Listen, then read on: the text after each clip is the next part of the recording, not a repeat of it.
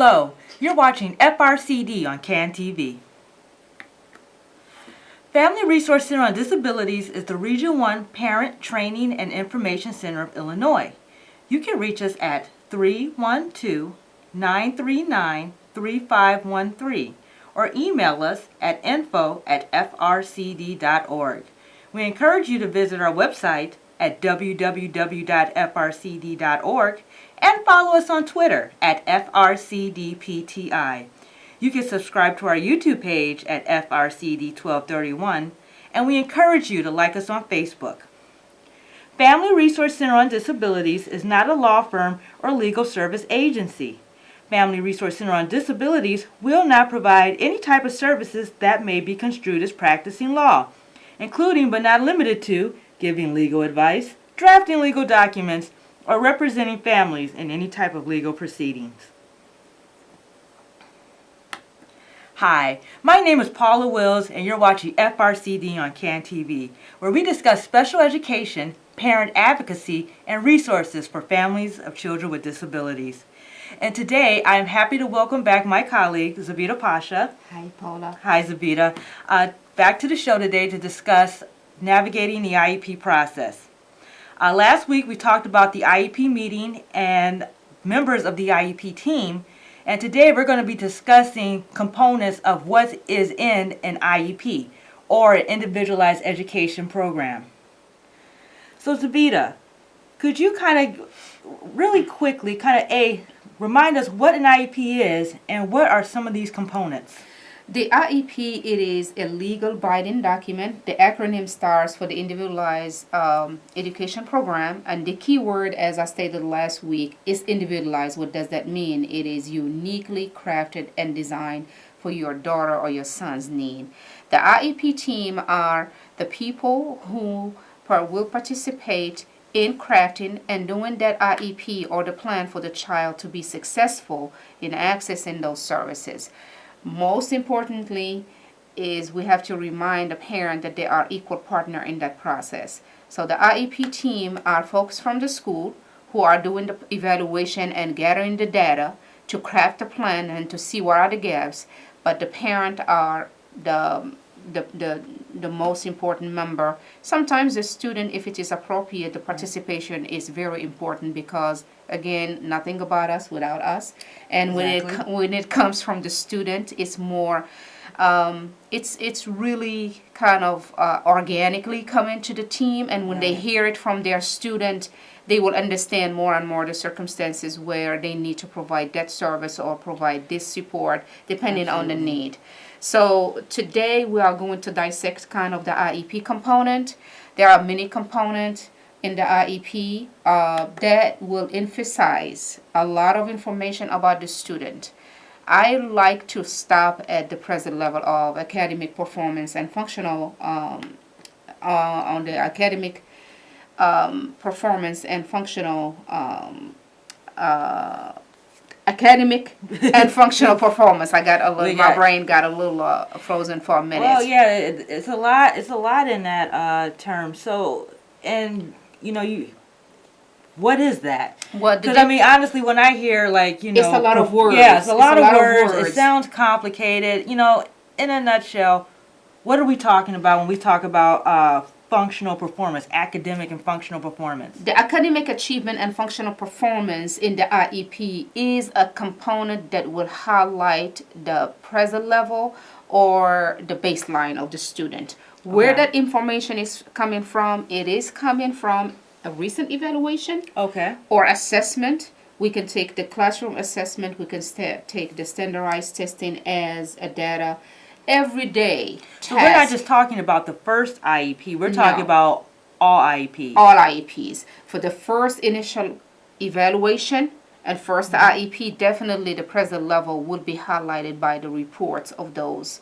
folks who have done the evaluation. So we're looking at report cards. Correct. So is there like a formal and an informal way of acquiring this information? It is, and you put it so well, Paula. I like that formal and informal. The formal way is when you gather the data through an assessment. And it can be classroom assessment. The homework is part of it.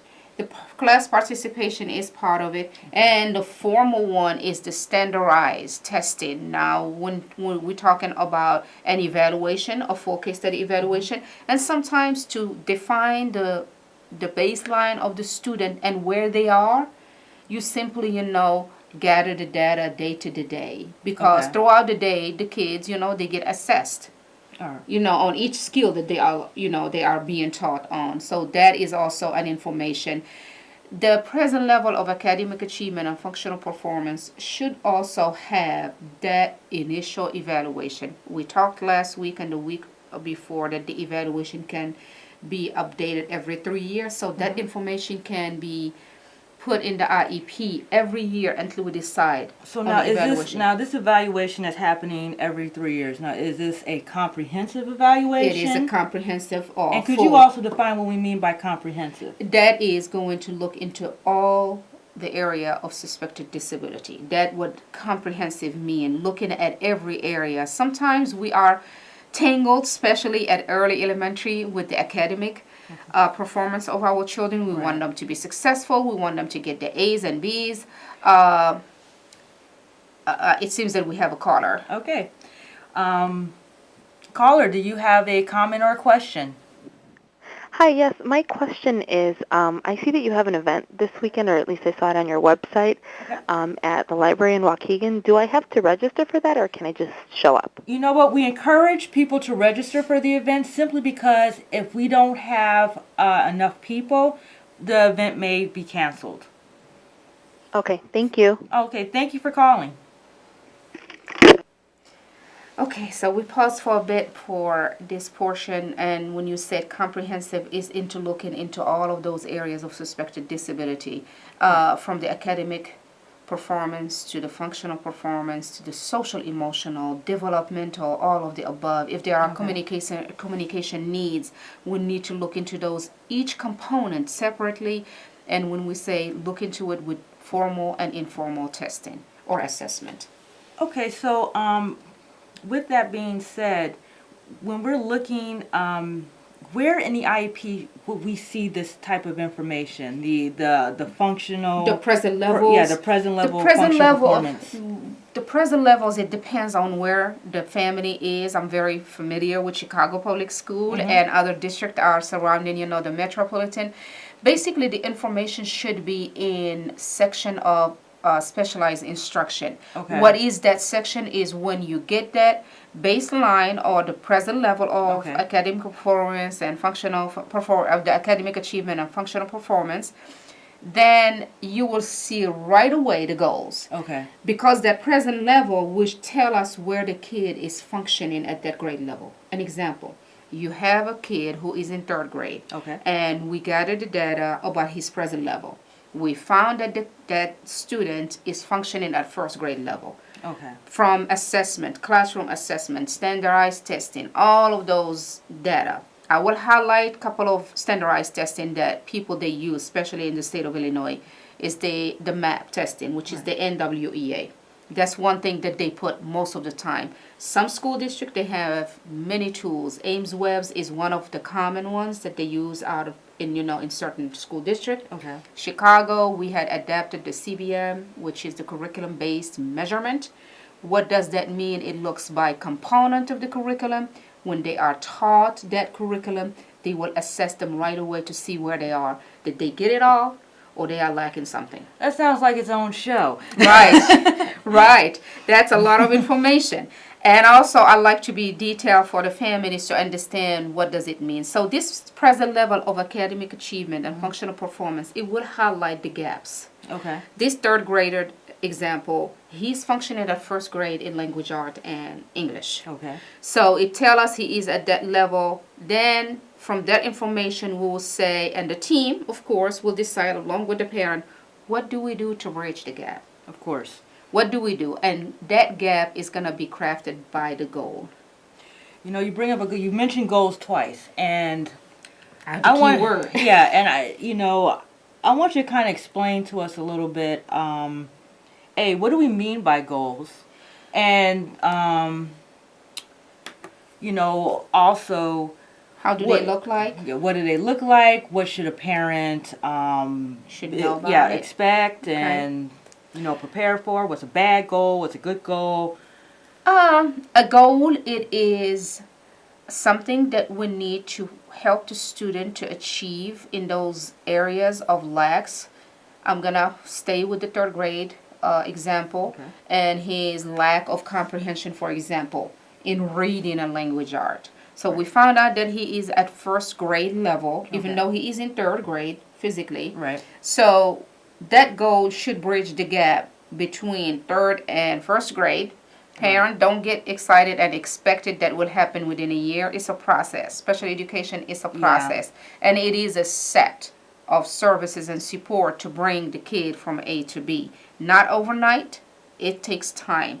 However, that goal will provide the support for that third grader to start comprehending at that grade level. So could you give us an example of what a goal for that type of situation could look like? Okay, for the type of the comprehension piece within the language art and English, the student will answer WH question after reading a passage at grade level, because we have to be specific. And I really like that visual. If you can go back to it, Paul, I appreciate it. So that goal has to be specifically saying what grade level the material should be presented. We also have to measure that goal. So if the third grader will answer the W question at what rate? Is it 80? Is it 60? Whatever the agreement between the parent and the educators, knowing the needs of the student, will be agreed on. Attainable. We don't want him to do book report and we know he comprehend 2 grades down. Does it make sense? If he is behind by 2 years, we don't want him to do book reports. So we need him to answer questions and we need him to understand what he is reading. So that is attainable. Okay. That's something that we can achieve. Relevant. What is it? That means a grade, a goal that a dead man will do that's below grade level. We need appropriateness in drafting the goal based on the need and based on the baseline of the student functioning academically and functionally. Timeline. We need to define the goal is going to start from this date and will end at this date. We have to keep in mind the SMART. When you go into the IEP meeting, please remember that SMART: specific, measurable, relevant. But, I have a question about the attainable goal. So let's say, okay, my child cannot read more than 2 words. But I still want my child, doing what the general class is doing, which is a book report. How do you modify something like that? It has to be modified based on the need. There are levels and degrees of reading comprehension based on the need. There are kids who does not really go faster than the other, than their peers. So attainable, we have to consider their functioning. So could it be pictures? Can be depending on the need. The third grade example, if his style is a visual learner, we can put pictures using a visual support and presenting the reading material with pictures. If the goal is to comprehend. That's to comprehend and also to read. Sometimes the kids, they read through pictures, especially at an early stage. Okay. That's true. It depends on the need. I have seen also during, helping and supporting families, older kids that have, cognitive delays and other disabilities are hindering them, to read properly for whatever reason. They need some form of support.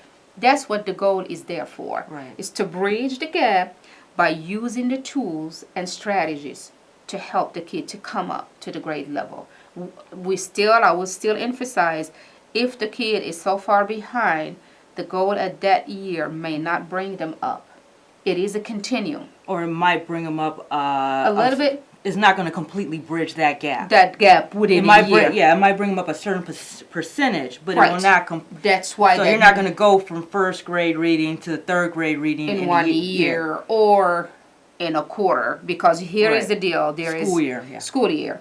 There are measurable goals, which is the annual goal that I specified that the third grader will read the passage at grade level and will comprehend at, that percentage. I will just stay with the 80% and answer WH question. Right. So next year, if this is accomplished, then I will move on to the next step. That Okay. the goal will require, of course, accommodation and modification for it to be achieved. So when we're talking about annual goals. Could you kind of talk about short-term goals and the benchmarks? Sure. Simply because should we be waiting an entire year to find out if this plan is working? Nope. No. The student who has an IEP have benchmark just like the other student without a disability. The report cards are the Okay. same time. When I go to pick up my daughter's report card, it is at the same time of a non-disabled peer. Right. The same time. So the benchmarks here, or the report cards, are every 3 months. So the annual goal is the measurable statement for the whole Right. year. They can chunky up that goal and split it on 3 benchmarks. And those are the And short term. modify in between. Of course, let's say the measurable goal says he will read and answer WH question at 80%. Then in the first benchmark, I will say using the visual tools, the graphic organizer, he will answer the what, the when, the where. That was the 3 months. And then after he answered those 3 questions, then I will skip to the what happened and the why, which is more difficult. Right. We have to scaffold, and scaffolding is just like construction. You have the foundation, and you start building up slowly, gradually. Most important thing that I would say is the parent have to follow up and progress monitor those benchmarks and the goals. We will not wait the whole year for it, but every 3 months we're supposed to have the report card, IEP report card, to tell us, is the student making the expected progress, Right. or he is that benchmark is achieved. If it is achieved, it's a celebration. In some cases, progress reports, even before the report card, Are kind of see where, important. to see, basically there shouldn't be any surprises at the end of the year. Communication, Paula. Yeah. In this regard, it is communication. The family had to stay engaged and tuned to their child progress by talking to the teacher, Absolutely. by asking those questions specifically. Okay, you giving me the A for this language art, particularly for the comprehension. How did he achieve it? Can I see a data? When I talk You about bring it, up a good point. So, I get you some keywords in here, right? yeah, I was actually going to move into a completely different direction, but yeah, there are situations that do come up where, the child, he has an A in reading, but he can't read 5 words. This isn't measuring up. Okay, that is a real good question. As a parent, do I go with the school? Do I go with, is this the best he can do? Should I be, challenging some things? Oh, challenging is no doubt. We have to have high expectation for our Right. student with disabilities, as well as without disabilities. That's just a fact. We need to kind of keep that in mind. However, when my child is not reading at home, and they said, well, he got the A in reading, I will ask, data, how did he get that A? Show me the assessment. Sometimes if the kid is small, because high schoolers, you cannot do an observation. It's very difficult. I'm facing this myself. I really cannot go and just be, peeping through the door or talk to the teacher while my daughter is there, because they will ask you a question, what are you doing here? So we don't want to go there. However, you can request observations. That's some form of data collection by observing what's going on in the classroom. Communication is basically the key in this instance. You have to have that log between the teacher and the parent. The family also had to report if there are any difficulties at home, and what are they? Is it in fluency? Is it in word recognition? Is it in pronunciation? Sometimes it may be just, I'm tired, I just don't want to read because I'm tired. I've been in school all day. Why are you asking me this? So you have to really identify the need or the problem, talk about it to the teacher. If they give you the A, definitely get some facts and Absolutely. data. Yeah, good or bad, you definitely want to Yes. verify. And if it is not done directly through a verbal request, go ahead and write a letter requesting your child's records. So we don't have, we're obviously not going to get through all of this today, but could you kind of explain special education and related services pretty much as quickly as you can? Okay, the elevator speech. The elevator speech. Probably the next 4 minutes. Okay, elevator speech about that. It is a big component of the IEP, especially when a child needs related services. And what are they? They are speech. If there are communication needs, functional needs, it's occupational Okay. therapy. If the kid has some physical difficulties, it's physical therapy, social work to support those social, emotional areas that they may be lacking, or any type of social difficulties. Right. You know, like my child, she have really hard time to socialize, initiate, conversation, start a relationship. These are things, that the social worker, nurse is a related services that we just think about medication. It is more than administering medication or monitoring the child diabetes or blood sugar or monitoring his asthma, or whatever the case may be medically. It is more than that. Right. The other thing is transportation. It's a related services. And a hot topic. Very much no, we so. can't get it today. Very much so, and that would be a session on its own. So this is, the elevator speech about related services, and if the child needs it, the family must request it through an evaluation request to access it. And if it was discontinued, the family can request a reinstatement of the service because it is appropriate. Please, folks, stay with the word appropriate, meeting the needs of my child. That will bring a whole lot. And then to ensure free, appropriate public education is very, very important to highlight when you are talking about your child services. So that is special education and related services. So, ESY, extended school year, does that fall under related services, or how does that work? It is not. It is not. The extended school year, it is a continuum on working on those goals. Let's say the kiddo did not accomplish or achieve the goal by the end of the school year. Okay. The last, let's say I'm talking about Chicago calendar.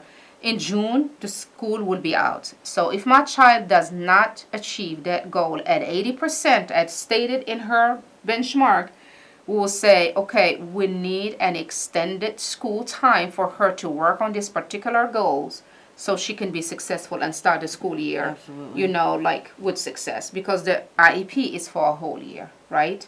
And if the kid does not accomplish that particular goal or benchmark, they need to continue on working on it.